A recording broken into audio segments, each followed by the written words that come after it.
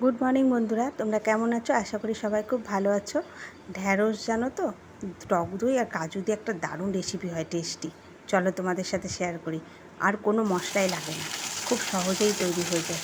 এখানে আমি 250 ঢ্যাঁড়সকে ভালো করে ধুয়ে কেটে নিয়ে সাদা তেলের মধ্যে দিয়ে তার মধ্যে একটু লবণ দিচ্ছি আর হলুদ দিচ্ছি, নিয়ে ভালো মতো মিশিয়ে নিয়ে একটা উপর থেকে ঢাকনা চাপা দিয়ে দিচ্ছি। আর এইদিকে মশলাটা রেডি করে নিই। চলো, এখানে টক দই দিয়েছি, একটুখানি কাজু আর কিশমিশ দিয়ে ভালো করে, আর 2টো কাঁচা লঙ্কা দিয়েছি, দিয়ে ভালো করে একটা পেস্ট তৈরি করে নিয়েছি। পেস্টটা আমার একেবারে রেডি হয়ে গেছে। এবার আমি এটাকে সাইড করে রেখে দিচ্ছি। এদিকে ততক্ষণে আমার ঢাকনাটা খুলে দেখো, ঢ্যাঁড়সগুলো সুন্দর ভাজা হয়ে গেছে। একটা ঢ্যাঁড়সও কিন্তু ভেঙে যায়নি, অথচ খুব সুন্দরভাবে নরম হয়ে গেছে। হ্যাঁ, এই রান্নায় একটু তেলটা আমি বেশিই দিয়েছিলাম, তোমরা চাইলে কম তেলেও বানাতে পারো। তারপর আমি পেস্টটা দিয়ে ভালো মতো নাড়াচাড়া করে, কাজুর একটা যে কাঁচা গন্ধ থাকে, ততক্ষণ নাড়াচাড়া করেছি যতক্ষণ না কাজুর কাঁচা গন্ধটা যাচ্ছে আর সাইড থেকে তেলটা না ছাড়ছে।